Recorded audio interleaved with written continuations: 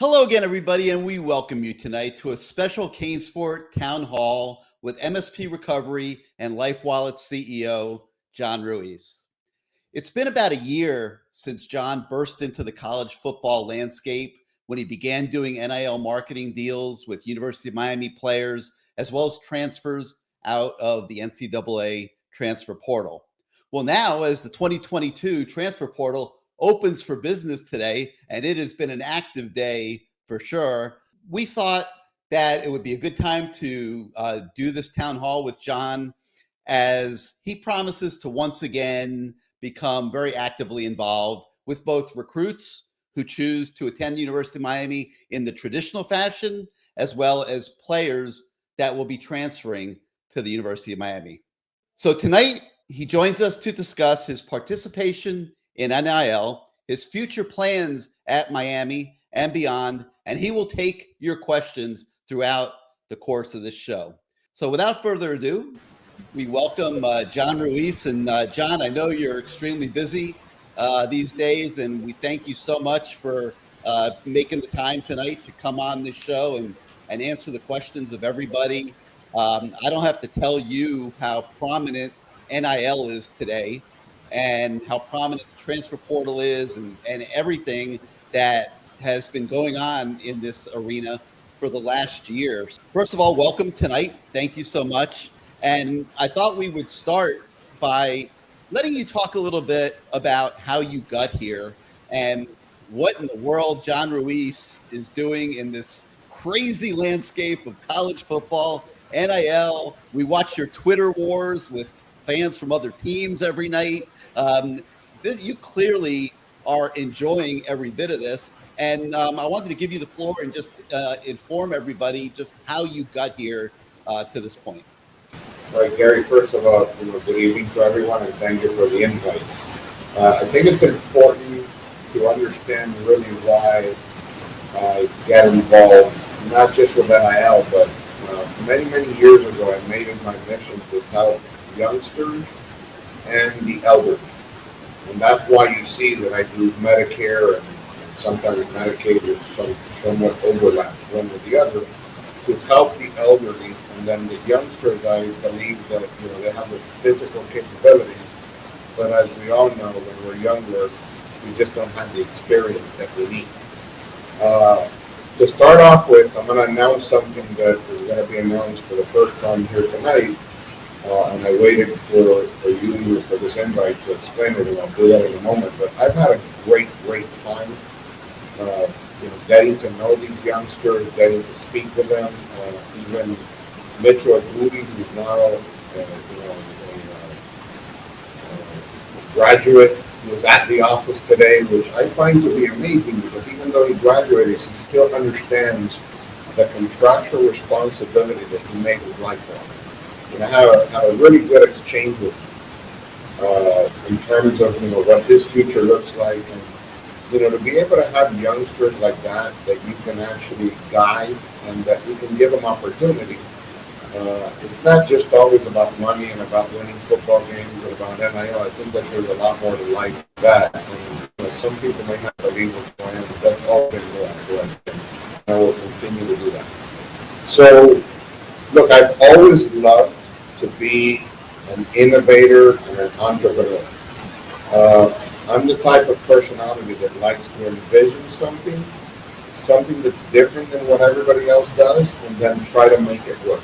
Because that's part of the mental challenge that I go through. And obviously when you envision something, you try to sort of forecast it. It doesn't always go your way because you can't figure out how things are going to happen and what is going to happen. So I saw, because I've been doing marketing for a long time, and I never studied marketing, but I soon realized that as an attorney, as a young attorney, I had to market myself because I started to work on my own in my own office. I never worked anywhere else. And if I didn't market myself, nobody would know who I was. So soon, I always wanted to compete against the best.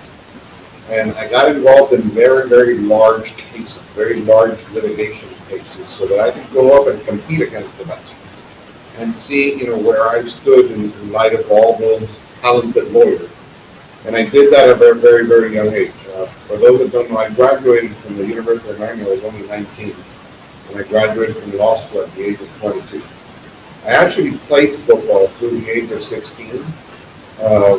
That's why you saw that at one point in time I was challenging Darren Rovell to a race, because I used to run a 4.4 40, and I'm still very fast today. And I was, 5'11", about 220, 225 pounds. I was very fast, and I didn't have great hands, but I could run the ball very well. I was difficult to tackle. But obviously, you get older. And my mom always told me, look, you're not going to make it as a football player. You can go to school, which is what I did. So let me announce first what I wanted to announce. Because now that we've been a year into this, I think that myself and a group of lawyers that work with me, and also ex-athletes, we have a lot to give, and we understand the landscape very, very well.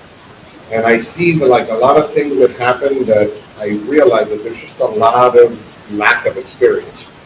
And that comes from, unfortunately, sometimes, and I try to help, because that's what I want to do. I'm not here to sort of criticize, but I'm here to sort of provide my life experiences. And within my life experiences, I've litigated against the biggest companies in the entire country at the highest levels with the best lawyers. And you understand a lot of the landscape that goes on there, so you really have to, get sort of all your ducks in a row and understand the landscape very, very well. So what we've done is that this week we're launching Lifewalle Sports Law Firm. And that law firm is going to be a law firm that's going to represent players across the entire country. And some of the individuals that are going to work within the law firm, you're knowing Chance Mack that played baseball at the University of Miami. Ricky Serio that played baseball at the University of Miami. My son Johnny played baseball at the University of Miami. Tyler Page. I got Julian Infante. I got a lot of kids that have played at a high level and that know all these other kids and that can relate to it. And I think that's very important. And then from a lawyering perspective, between myself and my partner, Alexis Fernandez that we have at the office, Charlie Wharton, Mike Mena, who's a commissioner of the city of Coral Gables. I mean, we have really, really talented lawyers that really understand the nuances of law, and people sometimes overlook that, right? So there's a lot of issues that come into play when you're representing players and when you're understanding that ability to get them more and more and more. And obviously, because of what I do, I have a lot of relationships across the entire country. My son Alex is very, very tapped into, knows Dana White, knows Shaquille O'Neal, Leonardo DiCaprio, Jamie Foxx. I mean, he's super tapped in way more than I ever would be. And that always provides opportunity. So, I had a couple of ex-baseball players here about a week and a half ago, and then I'm about to meet with Deion Sanders in the next week or so. So this is all just giving back, So we're kind of on a lot of the HBCU schools and trying to give back in that regard. So bigger picture, you're asking yourself, well, why are you doing this? I like it. I like to give back to kids, and I like the ability to have started something like Lifewalle NIL, which maybe is very subjective about it, but there's nothing like it in the whole country. We've not seen anything like it. We've not seen anything that's been as successful for the players as what we've seen. We have players that weren't even known before, and we've done a lot of international players, like Headley and Messidor. And look at Norchad Omier playing basketball. The kid is amazing, right? And again, let's not connect the ability to play a sport with this notion that everybody has in their head. That is not the only factor that goes into an NIL. There are a lot of factors. Morgan, which is my female athlete, has just hit it out of the ballpark.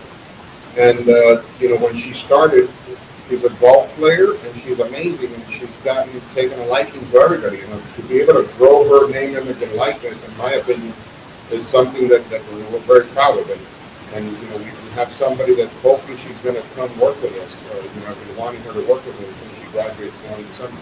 So those are the things that I think make this so positive. It's not just about wins and losses. I know that UM football didn't have a great season, but you know what? there's a story behind that, you know, and I'm not going to do that because, you know, I respect all the players and they all have their own, you know, sort of reasons why they do things, but I'm here to be supportive. There's no doubt that, you know, everybody wants their team to win. There's no doubt about that. But I think it's important at the same time to build discipline, and what we need at the University of Miami is the Mario Cristobal personality. That personality which I connect with, because that's my personality. I want to win at all costs. I don't care how many hours I have to put into it. I don't care who you put in front of me. I want to win. I will put in that extra effort, right? So when you start looking at the very, very, you know, talented athletes that we've had before in the past, whether it's baseball and Pete Rose, whether you look at Kobe Bryant or you look at Michael Jordan, they all have that sort of different understanding and mental image of what they need to do, how many hours they need to put to make sure that they do it right. That's what we have in Mario Cristobal.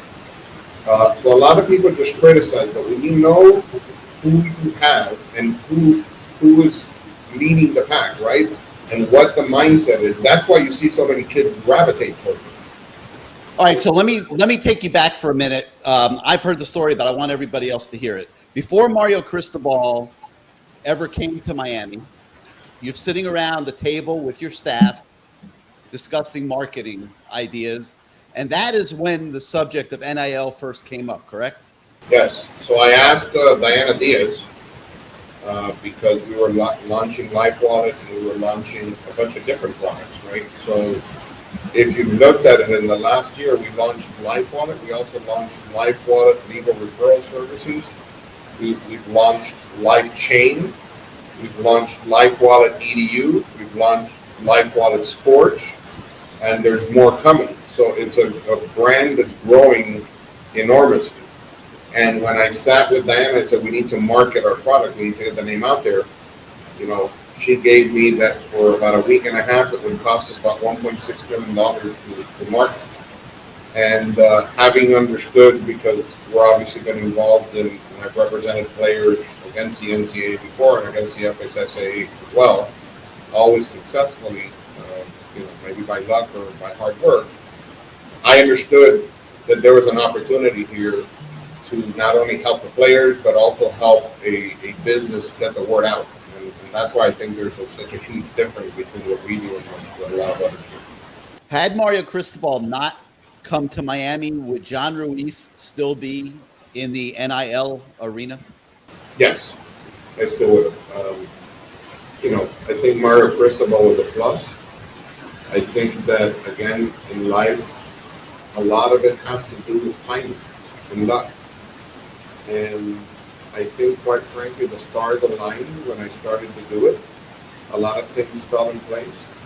But I will say that the determinative factor of why Lifewalle has gotten the recognition that it's gotten was a strategic decision that I made when I got called by Nigel Pack's lawyers saying that he had committed to the University of Miami, and that what would I do for him. And what people don't know is he had committed to UN for about a week already before we announced his NIL deal. And, you know, I had several conversations, and some people said, no, don't put out the amount, don't put out the amount. And I said, no, the amount is what's going to make this very, very special. And obviously I got the consent of Nigel Pack, I got his lawyer's consent, I got everybody's consent. And when we went out with that, that's really what I think, you know, got us to really get NIL recognized. And, you know, when we look at it now, Gary, which is what I said, when you're looking at Nigel Pack playing now, what is the first thing that goes through your head, right? It's the deal. NIL, no doubt about it. Honestly, I look at him and I'm saying to myself, okay, you know, what are people thinking? And the guy's like an amazing, you know, outside shooter, and he's a very good player. His parents are just amazing people. You know, one of the things that I've learned, and you don't know until you get to know them, like, for example, you know, Jackson that just got into the portal now, right? His sister was here, his mother was here. I met the players. What a great kid.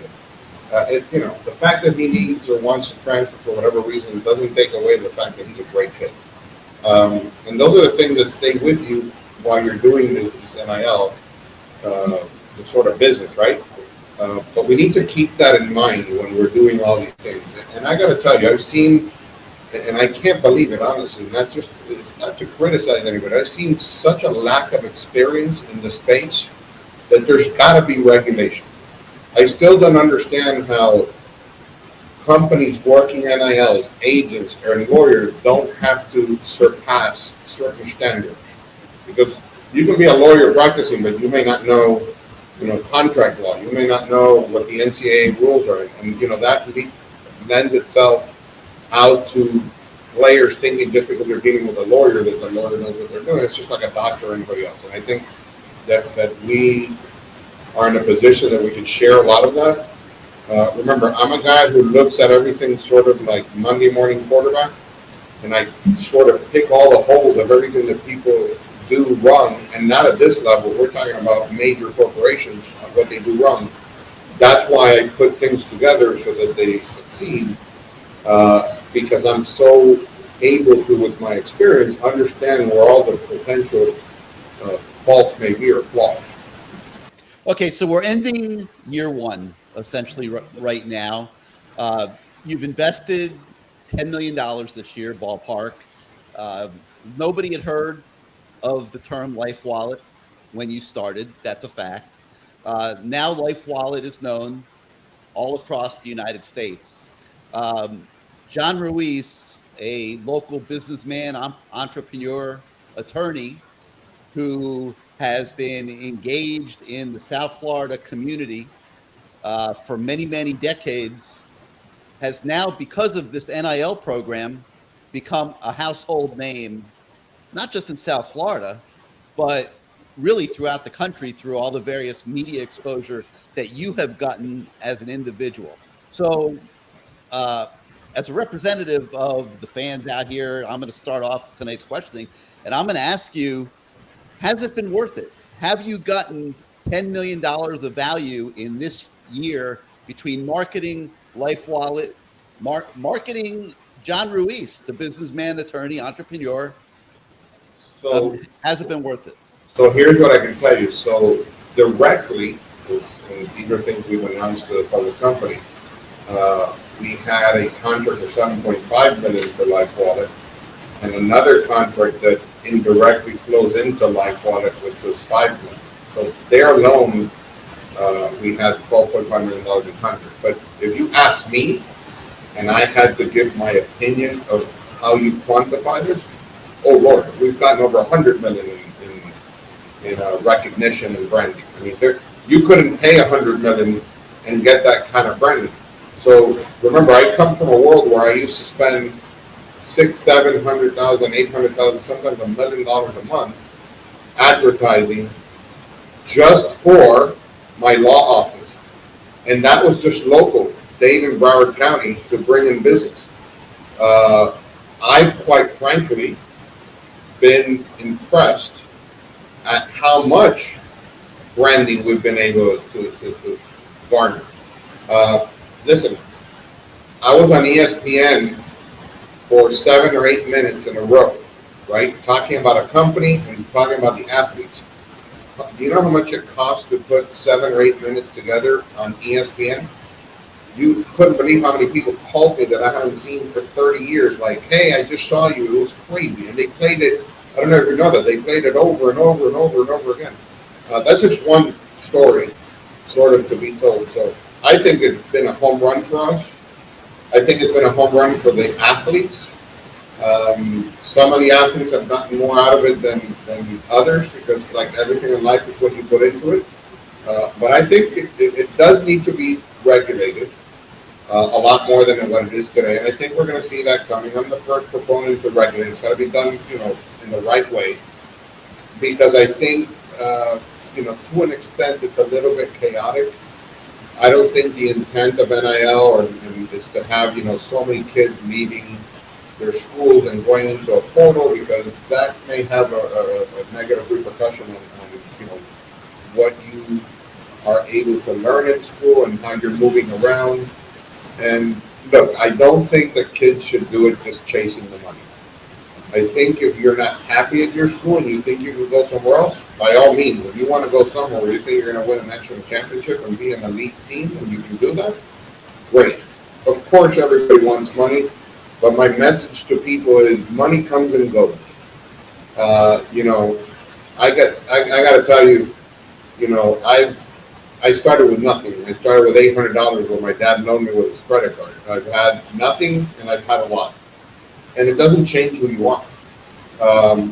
Again, some people think, why do you work if you have so much money? So I asked my dad that one time, and he said, well, that guy's got about $10 million. And I go, well, why doesn't he stop working? He said, because if he would have thought that way, he would have stopped at $1 million. He would have never made it to 10. It's a great point. So you see people like, you know, Elon Musk or Donald Trump, and just people, I'm not talking about politics, I'm just talking about the psyche of how these people operate. None of these people need to work. I mean, Elon Musk probably could have 30,000 of his generation would never have to work, but the guy's just programmed that way, right? So I think that's what happens with people, and I think that becomes extremely important as it relates to how you view this overall. All right, so 10 million became 12.5 million. Now you're talking about going up to 15 million in 2023. So you obviously, like you said, feel like this is working for you. Now, you laid a blueprint, John, when you started. It was a marketing-driven NIL program. Probably an NIL program that was very much like what NIL was supposed to be when it was conceived and when it was fought for. And it has evolved into something totally different. You've stayed the course. You've stayed marketing driven. Nobody can really believe it because everything out there in college football has become driven by collectives, which are literally taking donations from fan bases, $20 at a time, and trying to raise millions of dollars to then go and just make cash payouts to athletes to come to those schools with very little asked in return other than come to the school. And, you know, you talked about regulation and reform that you think is coming. That is nothing, John, like what NIL was supposed to be. Talk a little bit about that. Talk a little bit about why you chose the marketing-driven approach. And are you surprised that you're almost like a lone ranger in that regard? I am and I'm not. So, you know, one of the things that, for whatever reason, I've either had the luck or maybe the intuition or maybe it's from life experiences, right? When you have to do what I had to do, which is, you know, the son of a Cuban immigrants, and my parents came here with nothing. You have to start from scratch. You have to learn how to do everything. So when I started my law practice, I used to have to drive the papers to the actual courthouse and plot them in. You learn from the ground up. And you soon start to realize that you can almost forecast when things are not going to go well. I can tell you that collectives are not going to go well. It's going to fall apart. It is just common sense because people are not going to agree. People are going to get tired of pumping in money. I don't care how much money you have, you're not pumping in money if there's no quid pro quo, when there's an actual benefit. Some people do it, but there's not a lot of them that do it, and it gets tiring, right? Because then when you see that whoever it is that, you know, brought in a player and the player doesn't do well, the player gets injured, then you have issues, right? So I think you got to start looking at that, you know, with a microscope. Then you see a lot of these collectives are literally, they have CEOs and CFOs and, like, you know, it's running like a corporation where these people are taking salaries and they're running expenses to it. So, I mean, do you want to be giving money to a collective where people are just pulling money out for their own sake and they're just basically getting a job? I mean, it's wild. Crazy. I mean, I just can't believe in that. The 501c3, they all suffer from the same thing. We have a bunch of lawsuits against 501c3s that are created just to give money to patients so that patients can pay their copay or their deductible, and we're going after them because that's illegal, right? So There are a lot of issues that people don't understand. And I also frown upon just putting money together to get players. Because I don't think that that's what NIL is supposed to be. I don't think you're just supposed to give a player money and not have the player do anything. You've got to get the player to work. That's what this is about. Make them work, make them understand the value of money, make them understand the importance of responsibility, complying with contracts, making sure you pay your taxes, doing everything that we all have to do at some point in time. They're going to grow up real quick, right? And that I think is extremely, extremely important. The other thing is, like one of the things we're doing now, Gary, is getting the players and they are promoting actual cases. They'll promote Roundup, they'll promote talcum powder, they'll promote opioid medication, they'll promote things that people can actually, so the players are learning what that is. People are listening because people are going to follow the college players more than they're tired of listening to lawyers talk and advertise. I'm sure everybody on the planet has heard about Camp Lejeune commercials. I mean, they're like on 24/7. So we're continuously evolving. And now we have the Lifewalle Sports. I'm starting to hire a bunch of reporters to drive content. We're going to do it in Spanish. We're going to do it in English. We're going to do it at all levels across the entire country and in Puerto Rico. That to me is NIL because these kids are learning. We're actually pumping money into a company that's going to get a return. And then you can justify the larger payments to the player, right? So a lot of what you see that's reported on Twitter by people making assumptions, a lot of it is just not true. Of offers that I've made, I kind of figure out like how the hell did these people come up with these things? It's just not true. I'm the CEO of a publicly traded company. I even if I wasn't, I'm still going to look at return on investment. But my return on investment can be a return on investment for money. It can also be a return on investment for what you're doing for humanity and society, right? It's a very important component of it as well. In that regard, I've watched you with these kids interacting, and you get in the trenches with them. You try to work on their dictation, their speech, their delivery of sentences when they're filming commercials for you. You try to give them lessons, business lessons, life lessons. These kids reach out to you sometimes. All the time, Gary. All the time. I get called every week. I set aside time for them. I either speak with them on the phone, I meet with them in person.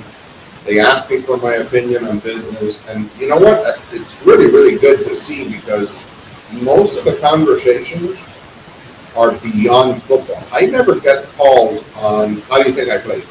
Never.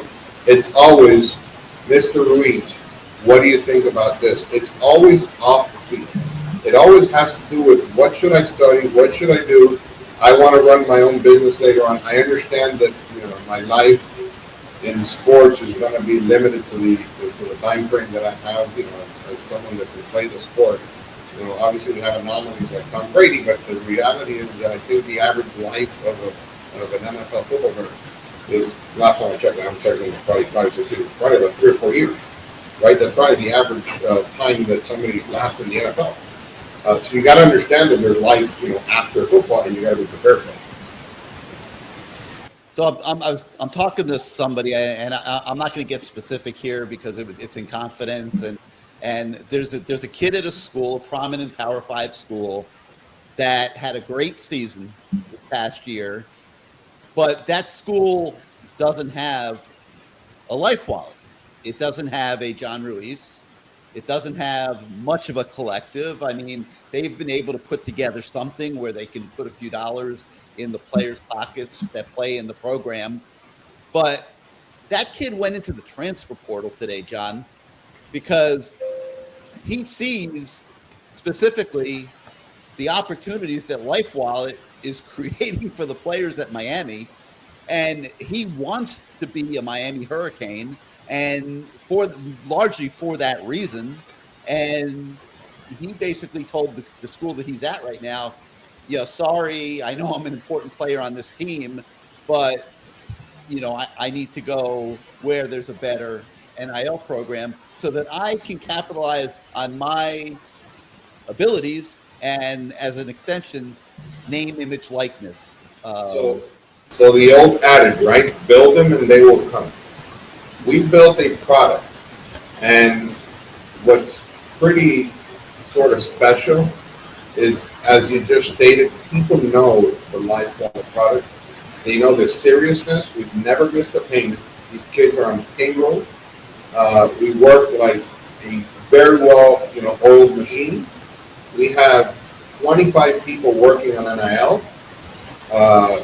Kudos to Alexis Fernandez, to Diana Diaz, to Colby Corso, to just Lorraine and Chelsea, and everybody who does this day in and day out, that they love it and they're helping these kids. We have a very, very special team at Lifewalle, and I'm proud of my team, and they work day in and day out, and that's the big reason why it happens. Alexis Fernandez flew to film a commercial with Akeem Messador in Canada on a Sunday to make it happen for him.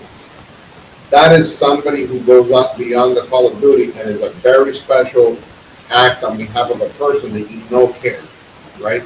And she's created a great relationship with Akeem.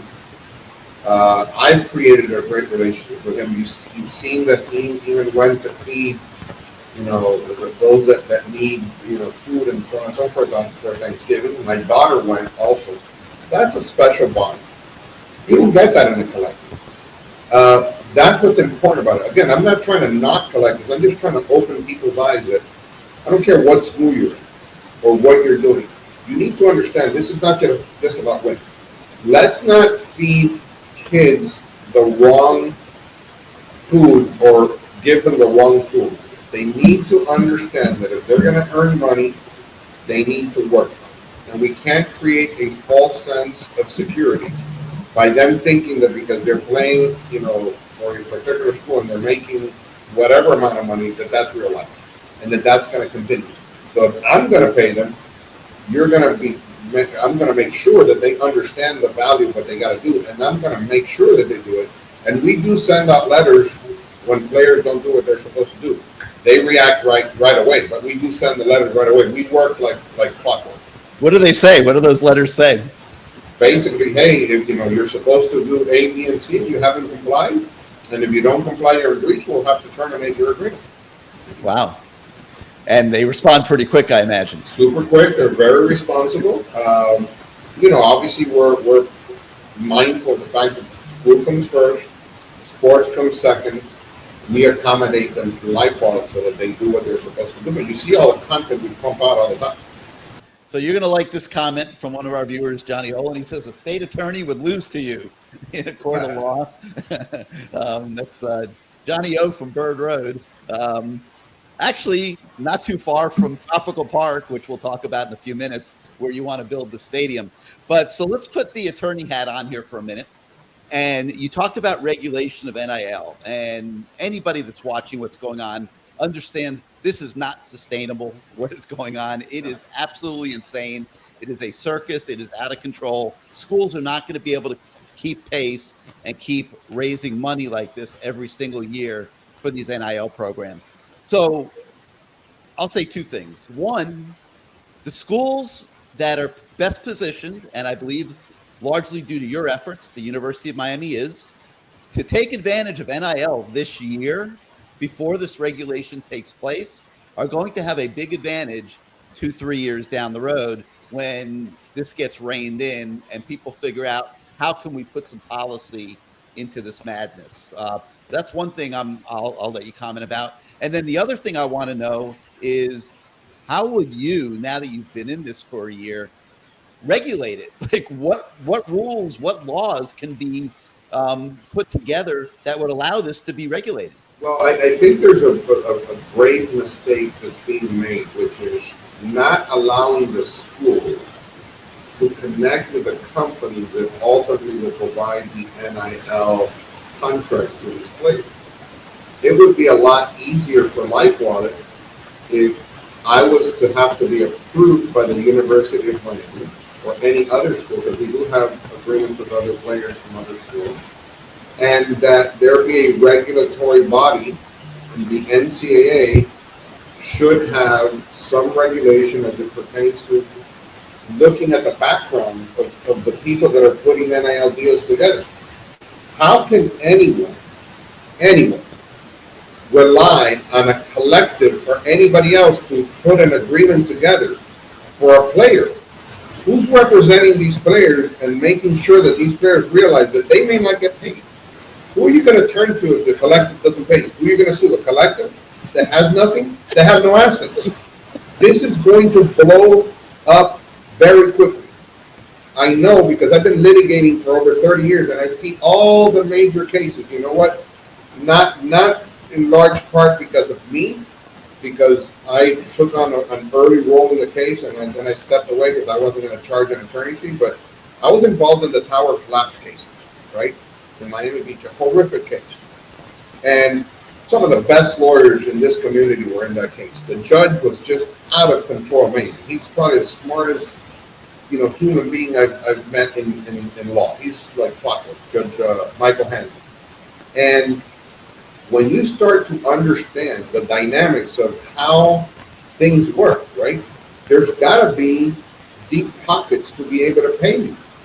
So the reason why we feel comfortable is, number one, you know that Lifewalle is a publicly traded company.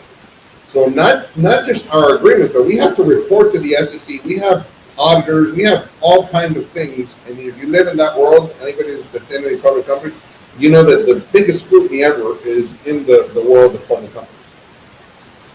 We have to regulate how it is and to confirm that the players are even going to get paid. I've heard horror stories already that they get promised things and they don't get paid, and these things are just going to happen. So let me give you an example.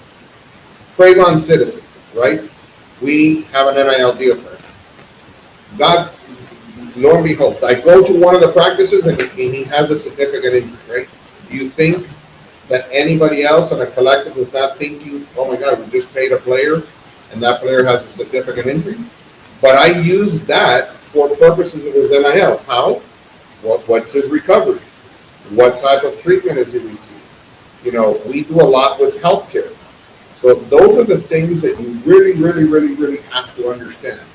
Some people just dabble into it, and when you have so many people dabbling into something without real, true, deep knowledge, you're going to have things falling apart. You're going to have people that are in the business to scam and all kinds of things, and we have no regulation for that right now. There's no regulation where a school has to approve, who's entering into a contract. Are we really looking into the kids, like who's going to pay you? And now that the economy's bad, these people that are pumping money into the collective, that's going to run out soon. Because when you start seeing the economy, we've lost over $7 trillion in the stock market and probably like $2 trillion in crypto. That's a huge amount of money, right? So you're going to see issues for sure. And I think that's what we need to prevent. So how would I regulate? I think you start off with this. Let the schools be involved in the NIL process. There's no reason why a player should not be able to go to a school, look at the facilities, look at the education, and have a list of potential avenues where they can enter into NIL contracts with legitimate corporations that back it up. They have to be bonded so that the player knows that they're going to play, right? And at the same time, there's got to be supervision by the school that just like they go and meet their grades and they meet the requirements when they're selected coaches, they got to make sure that they meet the requirements of these particular NIL deals. And we have to have a lot more education on it. There should be courses in the colleges for the athletes to learn about NIL. And when you're doing that, let the other kids learn about NIL. Involve the kids in a lot of what we do together, which is filming and reporting. That's where I think we have a great deal of success. We have a great deal of learning. Educate the parents.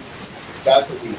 Jacoby Greggs, one of our viewers, wants to know how you decide which players are going to be Lifewalle athletes. So pretty much if you're playing a sport in a location where we can utilize you at different levels, because that's where the value comes in, we give everybody opportunity. We have walk-on. Obviously, we have the long snapper. We have kids from FIU. We're not a company that's just looking for the elite athletes, right? We're obviously going to have elite athletes because those elite athletes draw a lot of the attention. But how do we choose which players to give it to? It's more of what is the value of each player as opposed to who do we choose. If we feel that those players can provide return on investment for our company, we will give them an opportunity.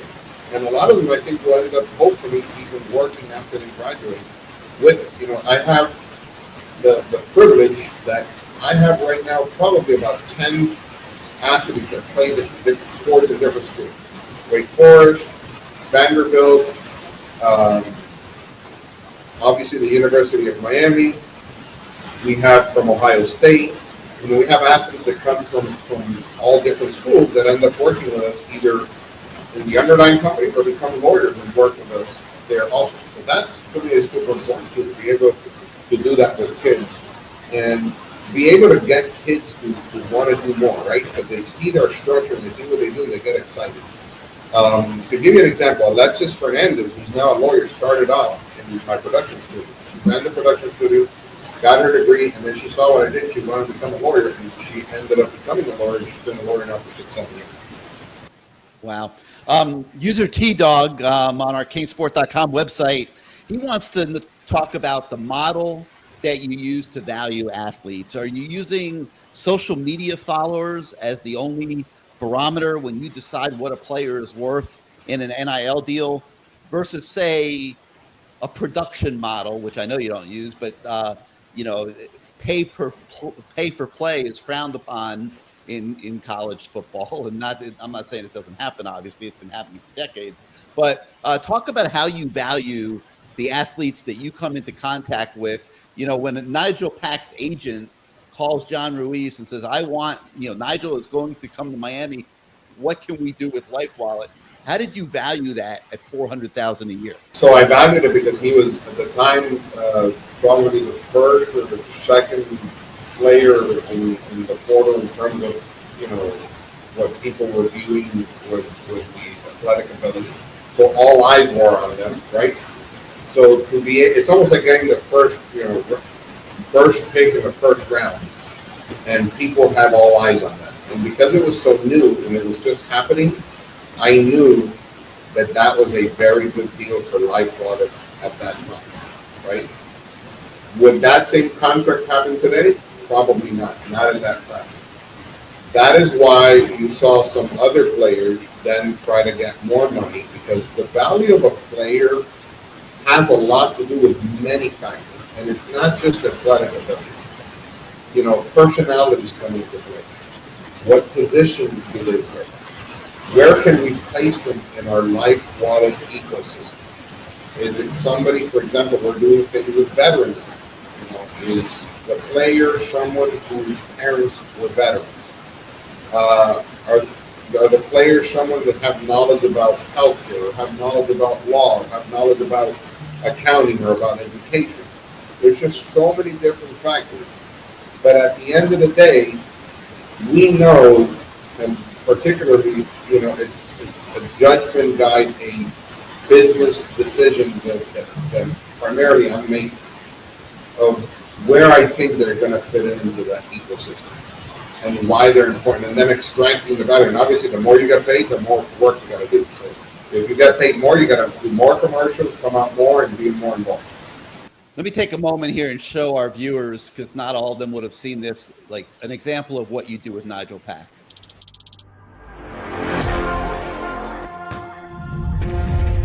Hi, I'm Nigel Pack, and when I decided to come to Miami, I knew I had to pack, including my Lifewalle.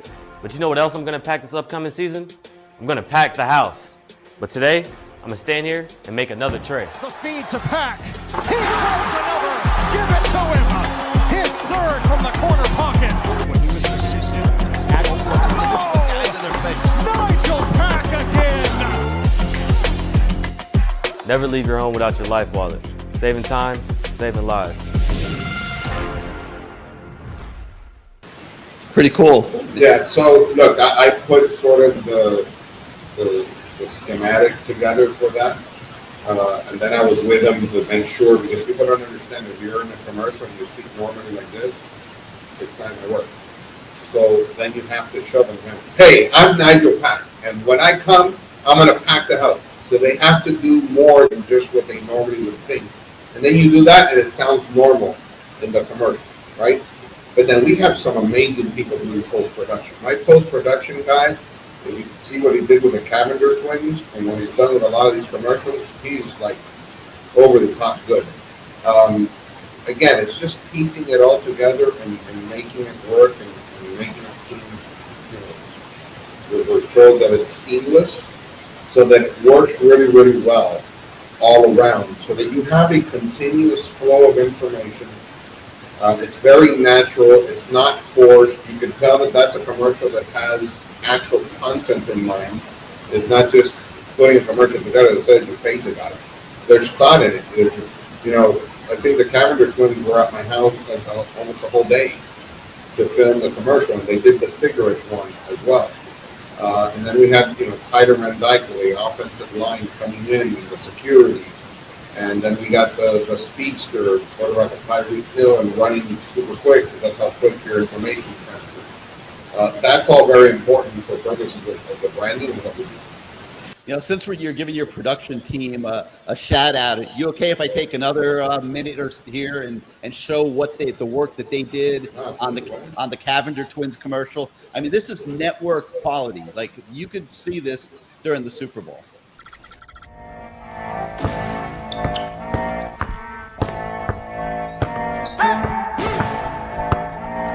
Hey sis, want to play one-on-one? What about 3-on-3? Let's do it.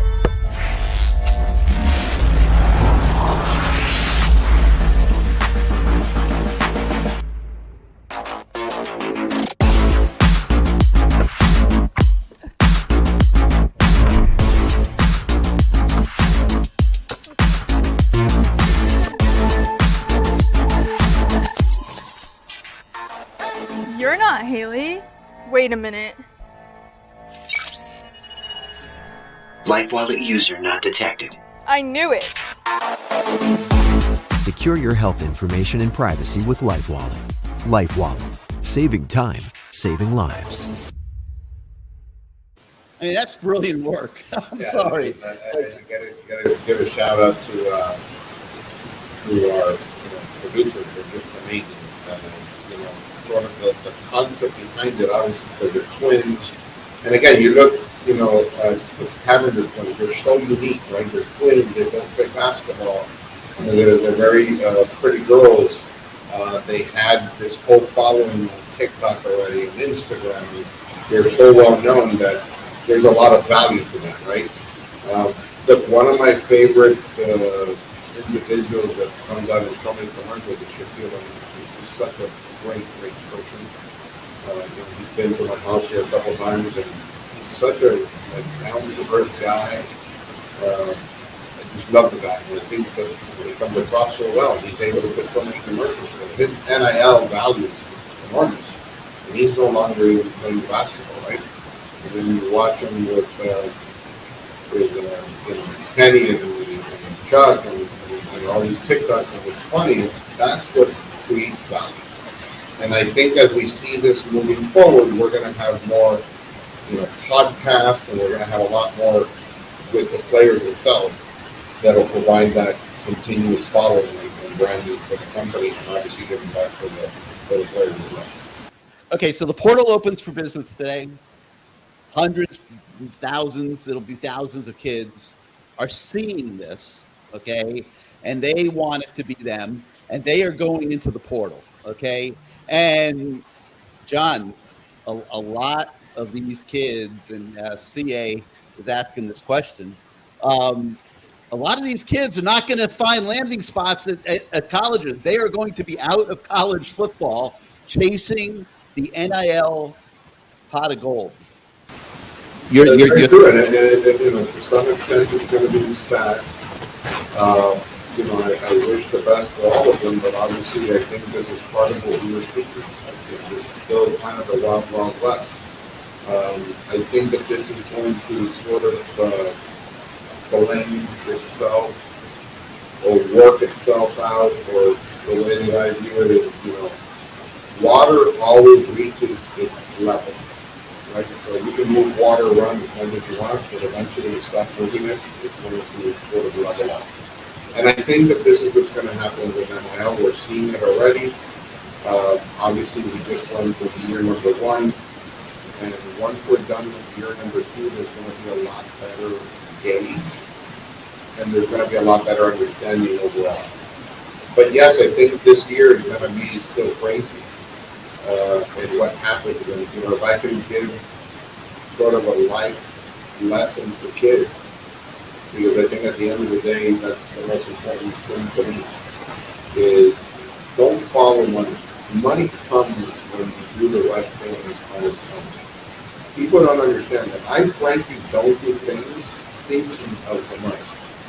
I do things that I think are innovative and I think they're going to do very well and that they're disruptive. The money follows along with it because it's something new that everybody wants. But I don't think that people like myself think of things by just thinking of money. I certainly don't. I don't do things and say to myself, oh my God, I'm just going to do it because of money. Like the stadium, right? I'm not doing that because I'm going to make money. I'm doing it because I'm a visionary and I want to see something that's different. I want to see a stadium that's different. Technological advancements and improvements like nothing else, right? The concept of Lifewalle, if you think about it, is because we've all been to the doctor, we've all had to wait there signing that little form, right? So we changed that so you can register and you have an ecosystem with portability of your medical records. If you fly to Europe and you want access to your medical records and something happens over there, you have access to your medical records for the doctor in Europe. And you have something that's very valuable to you, right? You go with your car to the car dealer and you plug it into a computer at the service station and it tells you what's wrong with it. We don't have that luxury as human beings to be able to plug ourselves somewhere and know what's wrong with us internally. The only thing that we have is prior medical history, blood tests, so on and so forth, to know how we're evolving in the world. And this saves lives. It's important for people. It fixes a lot of things. It saves money from the government's perspective, which it all kind of blends in. That's the way we need to think about things. So the best message for kids is, think carefully when you're going to enter the portal because you're 100% right here. Look, obviously, when you're an elite athlete, you're going to go into the portal and you know that you're going to do well. It's like in anything else in life. You're a very talented doctor in a hospital and all of a sudden you leave the hospital, you're going to get hired. If you're a lawyer that's talented, you leave wherever you're going to get something because that's always the case, right? Andy's Mayday wants to know how he can invest in your business. He loves what you do. He wants to be supportive of Lifewalle MSP Recovery. What does he buy? Are you allowed as the CEO to promote your stock? No. So what I'm going to say, it trades under MSPR, but you got to read the information because, I'm not able to discuss many things until we disclose them, when the disclosures are required. But obviously you can read up on what we do. We're very proud of what we do. We know that we've been a disruptor in the industry. A lot of people say negative things about our company, or they can say whatever, but we've won cases of the giving you facts. We've won major cases of the highest appellate level. We understand the flaws that exist in the world of healthcare and payment and integrity and the revenue cycles. This is all really, really, really important. And we can make hospitals more efficient. We can make patients be aware of their medical conditions. We can make patients be careful with medications that they take. I've done almost every major pharmaceutical litigation in this country. I've done Phenergan, Baycol, Biot. I've done Ford Firestone rollover, which is just those tragic cases. I've done opioids. We're in the opioid case now. But I can tell people you've got to be careful with what you take. Every medication affects the human being in a different way. When I did the Vioxx case, I saw people that took Vioxx for a day or two and they had an event. Another took it for 2 years and nothing happened. Everyone's body reacts differently to a medication. Even if a doctor prescribes it to you, you're the best judge of what that's doing to you. And that becomes important. And I think throughout life, even if you're a college player, trying to go into the portal, you need to really sit down and absorb and learn. What they tell you always is that knowledge is power. And that is very, very true. No secret, I'm 55 years old, but I think I have the experience of a 500-year-old. And I've been involved in so many businesses. I've represented so many people, seen the issues that they go through. I've seen some of the most horrific cases, unfortunately, the CHOTS airline disaster case, people that got injured, some medications, medical devices. I did the Peter Pan peanut butter case. Just quickly, without giving names, the Peter Pan peanut butter was bird brought in a factory, and it caused salmonella poisoning in the peanut butter. Well, this gentleman got, salmonella poisoning. They took him to the hospital, couldn't figure out what he had. His wife kept giving him Peter Pan peanut butter. It's all he liked. The poor gentleman passed away because she would keep feeding him peanut butter. Imagine the wife feeding the spouse peanut butter, which is what he loved, and not knowing that that's what was happening, right? You got so much of this that you really got to be careful and be very informed so that you can navigate through life as a person that has a little bit of knowledge of different things. Andy had another question. He wants to know if you contract a player for multiple years and they leave to go to another school, do they keep their NIL deal with Lifewalle if they leave Miami? Daryl Jackson is a great example of this, John. He went back home. He went into the portal today. He is going to end up playing football next year at Florida State University, Miami's greatest rival. Will Daryl Jackson continue to have a contract with Lifewalle in 2023? So, look, I can't talk about a lot of the contracts because there's confidentiality provisions there, but what I can tell you is that most of our contracts are for a year. So you can read into that. Obviously, that'll pay his year. But bigger picture, we continue to pay players when they've left the other school. So, we obviously have a requirement to perform in Miami because that's where our companies are. So if you're playing in another school, unless it's close by, you're not going to be able to perform. You can't comply with the terms of the contract. But most of our contracts are for a year, and they're done like that for purposes not of them leaving or otherwise, but they're done like that because our company, there's an evolution all the time, right? Our company is growing, in leaps and bounds. And we're opening up different facets of everything that we do, and there's opportunity when that happens, right? So what is it that we do for the NIL athlete to make them grow? You just don't want to give an NIL deal to a player and not have them grow. Because as we've seen with a lot of, either football players or baseball players or basketball players, there's a life after sport that becomes, commentators, and there's a series of other ways that a lot of them are in business. Look at Magic Johnson. That's why, look, almost like 2 weeks ago, I had here some ex-baseball players. Reggie Saunders came, and when I saw the other gentleman, I said, boy, man, I recognized him. And it was Dave Stewart, that played for the Oakland A's. The guy was a flamethrower. He played with CaneSport and all these other people. And, one of the great things that I think, and I've truly been blessed in my life, because I never, ever, ever imagined, in my wildest dreams that I was a youngster, a teenager, that I would ever be able to get to meet people like that, right?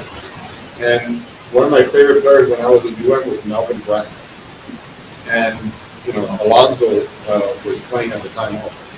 So Melvin's come to my house, I don't know how many times, to my son Alex, and you start kind of figuring out, like, how does life get you, to this type of situation? And when I was a really young lawyer, I used to listen to the lawyer that I, respected the most. and I thought the guy was just amazing. And I just worked with him on the Tower philosophy, right? And we become really, really close. And that's what life is about. Life is about opportunity, networking, and what I will tell you is that the University of Miami, its alumni, are so well networked. And if you really look at it, and it's not because some people succeed. Success is not just money.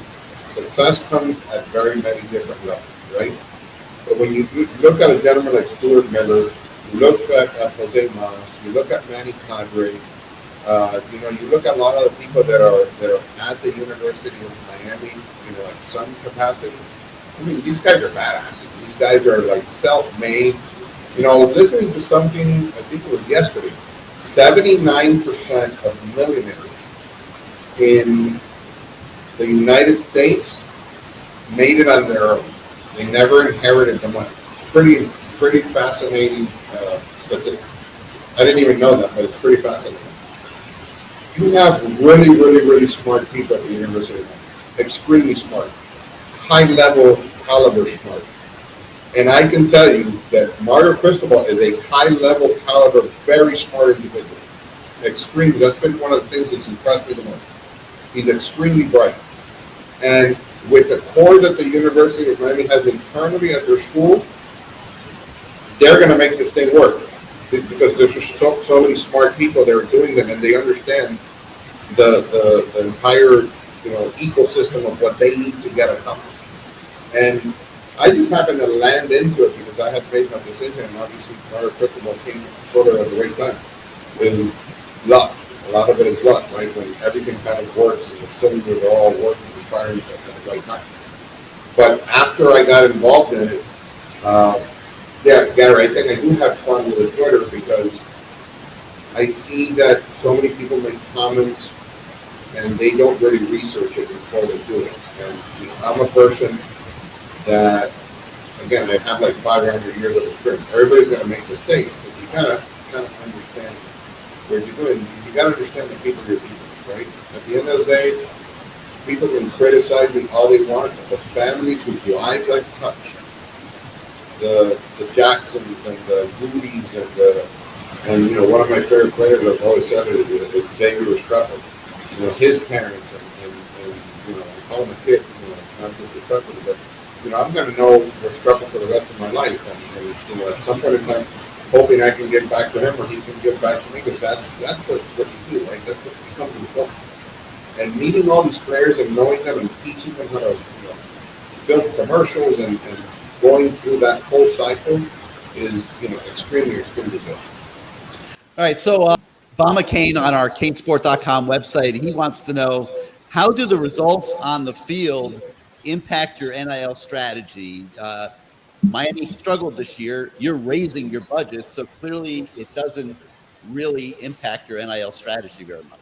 So here's what I think is a little sort of odd, right? But this is just the way that life works. I believe it was Margaret Thatcher that said that you don't want to be standing in the middle of the street because you can get run over from both directions. So what happens is, if UN would have been, let's say, 8-4, then probably less to talk about. The fact that they ended up in 7, people are going to criticize it. Oh, you threw away your money, whatever. That is branding. Because they're looking at, here's this guy that did all these deals and the team didn't win. Well, guess what? In a way, you either want them to really, really win a lot of games or kind of be in the position that they ended up. Again, I can't say too much because, I don't like to do it. But I can tell you that if you look at all the players that Mario Cristobal brought in, they all did very well. And I think there was a disconnect there amongst the players. And that's the on-field play. That's up to the coaches. But I think that's why you saw what you saw. I am telling you that I believe that by the time the recruiting is done and the kids are brought into the portal, the University of Miami football team is not a big step. Because people believe in Mario Cristobal. The players gravitate towards him. You know, he's a proven winner on the field. He's a proven winner as a coach. He's proven to be an incredible recruiter.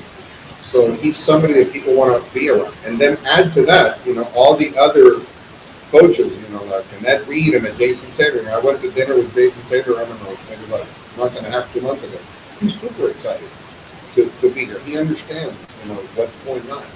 Alonzo Highsmith, you know, there's a core of people there that have that deep-rooted, we're going to win at all costs. And all they need to do is get the right attitude from their people, and it's going to be really, really good. Canesball fan, another one of our viewers and on the CaneSport.com website, he said he thinks you're crazy, John. He says you're investing in high school kids who have done nothing, who don't have a track record yet, and you're investing in an unproven commodity in many of these cases with these NIL deals. Your thoughts on that? I mean, if you were looking at it from I'm investing for the athletic ability, then maybe what he's saying could make sense, right? So we don't know how far they're going to go, but that's not what NIL is about. NIL is about grinding. NIL is about utilizing the investment to generate return of investment for the company. So, you know, people look at it that way, and I would say that he's probably spot on if you're just trying to build a football team to win, right? But that's not what this is about. There's a lot more to it. I'm not the guy, by the way, that decides anything whatsoever. As a matter of fact, I have a clear demarcation of disconnection between the school and myself, and that's on purpose.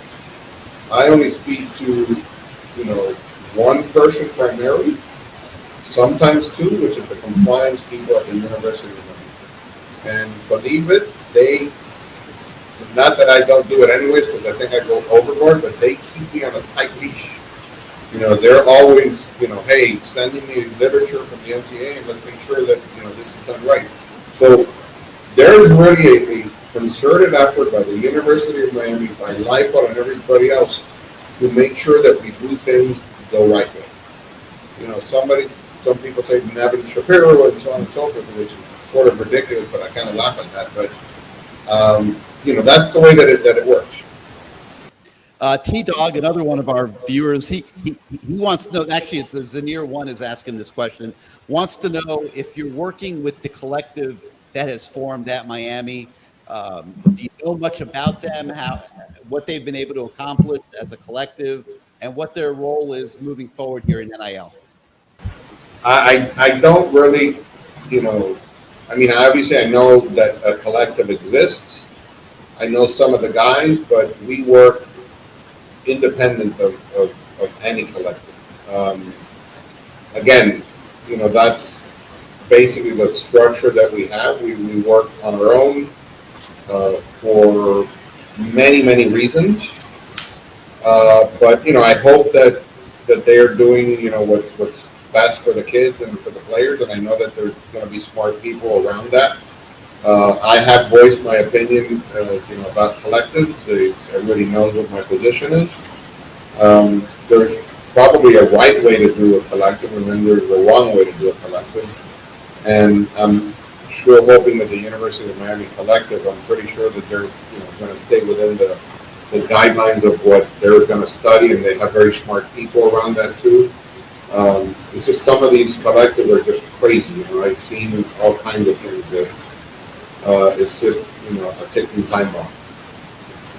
All right, let's switch gears here for a minute to a subject that's near and dear to your heart that a lot of people want to know about, and that is Lifewalle Stadium that you would like to build at Tropical Park. You released these pictures a while back, and I guess that was probably about 3-4 months ago, and I'm sure that you guys have been working behind the scenes. Tell us a little bit about what's going on with the stadium and why this is such a passion of yours to build the stadium. So, you know, I obviously used to go to the Orange Bowl when I was at the University of Miami. My story is that the first game that I ever went to, I didn't know anything about college football. I didn't ever watched it. You know, I went to high school and I ended at the University of Miami as a 17-year-old. You know, I remember that my friend's dad said, you know, you can ask your way to Rome. basically, what he said. So we were asking about everything and that. So I finally said, like, hey, people are going to go to the University of Miami football game. And the first game was against FSU. So Miami kicks off the ball. It goes to the left hash mark. One of the players, catches it and throws a lateral all the way to the other side of the field. That player catches it. I don't know if you remember that far back there, but the player's number was number 2. You remember who wore number 2 for FSU? Deion Sanders. Deion Sanders. He runs it all the way for a touchdown, and that entire orange bowl was, about to fall apart, and it was like my introduction into, college football. I was like a permanent fixture at every game after that. It was so exciting. And the student section was just incredible. And I think we lost that when we went to Hard Rock. And it's just a different environment. The field and where you sit is far away, and it's just different completely. And I'd like to bring that back. Plus, the reality is that, one of the reasons why I also want to do it is to leave a legacy of me having done something like a football stadium and giving back to the community, because it's going to be there forever and ever and ever. And it's not just about the football stadium, it's just about the park itself. To get kids from Dade County to have baseball fields and football fields. People probably don't realize how many schools in Dade County don't have any of that. I used to do production for a lot of the schools, and they don't have it. A lot of the schools are deteriorating. I think this is an amazing opportunity, to be able to have something that's gonna be there for a long, long time. That's great for everybody to go to the games. That is, UM's sort of facility, state of the art, cozy, loud, over the top technology. There'll be no, I don't care if it's a professional thing. I will have technology in there that people will be in awe. Between biometrics and a bunch of other things that we have, planned out, it'd be completely amazing. Where are we in that process? So my son Johnny's been spearheading it. We've met with HKS a number of times. They gave us that first set of plans, and we're now waiting for the next set so that we can refine some of those things. I got to give a lot of credit to my son Johnny. He has a lot of vision when it comes to that. He understands it. Probably my 2 boys, and my daughter used to go a little less, but she was a sensation. My 2 boys know more of what sort of the kids that age, want to look for. So, some exciting things. We're looking now, and I'm trying to work with the University of Miami so that this next football season, we're going to have sort of like a game day. Lifewalle is going to be stationed there. I'm going to bring in, commentators. We're trying to get something done with the Hard Rock so that we can have the tailgating there and working together with the school to get that sort of connectivity back together again. We're going to make it exciting. We're going to do a lot of things. We're going to make sure that the kids get there in the buses, that it's safe, that it's a protected environment. We're going to do a lot of things. So there's a lot of really good things coming for that. I'm looking for locations for Lifewalle Sports to open up a couple of locations around the University of Miami. We've located some of them, so I predict that by the time that next football season comes around, it's going to be really gung-ho, and people are going to be a lot more involved in what you've seen in the past. Texas Canes is asking, is the administration at the University of Miami open to your stadium idea? Look, I can't comment on that at this point in time, because I don't think that it's fair for me to talk about what their sort of position is on it. They have to do that. All I can say is that, I don't see why they wouldn't. But obviously, it's a big undertaking. There's a lot of I's to be dotted and T's to be crossed. But I think the university needs to have that statement made on their behalf. I can tell you that I'm obviously going to push for it. I think it makes a lot of sense. I think they obviously know that there's a push towards that. And I just think the University of Miami has really, really good people. They have really, really good people that are well-intentioned. You know, it's probably a smaller alumni group than many others, but, you know, I feel that maybe subjectively, you know, we have a group of, you know, really sort of talented people that want the right thing done and that are willing to, you know, put up money and feel the passion. Right? That's what's important. All right, let's tie all this together, circle back to NIL. So we talked about the budget, 10 million became 12.5 million, is going to become 15 million most likely in 2023. Is John Ruiz in this for the long haul, do you think? Yeah, I think it's going to grow a lot. I think because of everything that we're doing, and I wouldn't just say Lifewalle because Lifewalle is a public company, right? But we have Lifewalle Sports Law Firm, which isn't a public company. I also have Cigarette, which is another company that we have, and we have a lot of other assets, right? I don't know if people know I'm part owner of Arbonne and Zizi's and Hasselon and Sedell and, you know, a number of restaurants that people are very French that people probably would recognize. So there's a lot of other components to what we do. My son Alex is very involved in business on his own, stands on his own point of view. My daughter Chrissy is the one that actually created all the apparel for Cigarette. So there's a lot of sort of value there by getting the players to wear the apparel. You know, the sale of apparel has grown substantially for Cigarette. Ever since we took over Cigarette, the company has grown a lot. I think multiplied sales by 5. I don't think we would think just Lifewalle, you know, from the public company perspective. But we have a lot of different tools. Then we have Lifewalle legal referral services. That's really, really big platform, an incredibly large platform. So there's a lot of things going on where we have a lot of resources that we can tap into. We also happen to have already, and don't quote me on the exact number, but I think we're at about 100 companies that we have within Lifewalle that will also offer deals with the athletes, right? And I have someone that's very, very well versed and has a lot of experience doing that. We're entering into deals with hospitals and other, medical facilities that do that. So I think there's a lot of positive things in the future. So 5 years from now, 10 years from now, 15 years from now, you foresee Lifewalle still in the NIL business? Not only do I foresee that we'll be in the NIL business, but we will be a major sort of unique company in the space with a lot of tools. We're launching a lot of technology around it.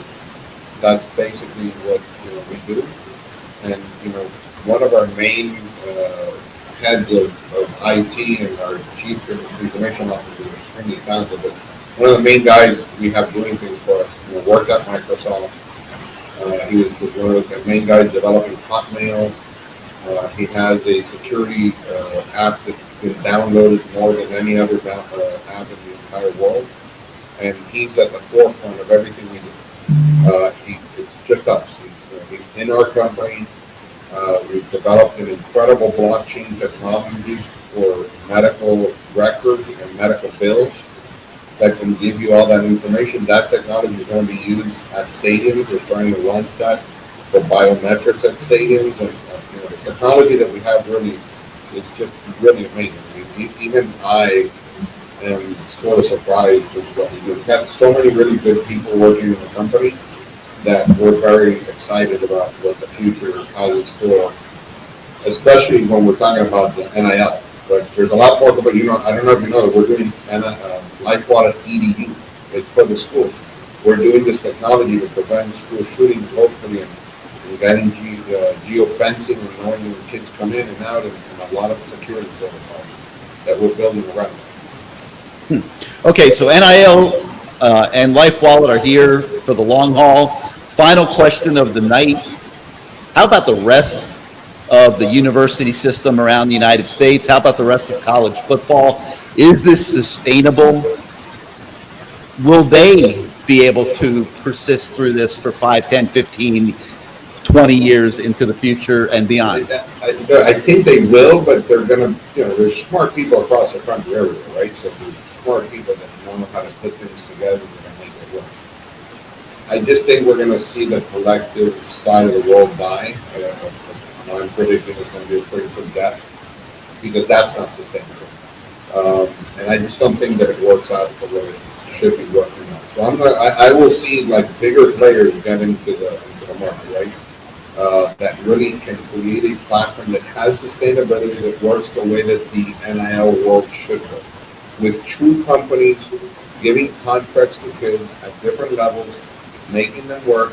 And I'm a firm believer, Gary, that the local businesses can really achieve a good branding from something like this by investing $5,000 to $10,000 a year, and then you're not just throwing money into a collective, you're actually getting a quid pro quo for your business. But I'm already working on it. I'm trying to get all the businesses around Coral Gables to promote these players and pump money in where it helps the player and it helps the business. That's really what NIL is supposed to be, right? So that the businesses are getting something back from what they're investing. And I think that does have a lot of perpetual life. And we're going to see a lot of that across the country as we evolve into this NIL world. Well, John, we thank you so much for your time tonight. We've covered a lot of ground. I hope it's been informative for everybody. So, John, thank you so much. And appreciate it. We'll do it again. I'm sure people enjoyed it. Just got to say, Gary's one of the best in the business. Oh, man, thank you. Yeah. Thank you. Appreciate that. We'll see everybody next time. All right, take care. Thank you, everybody.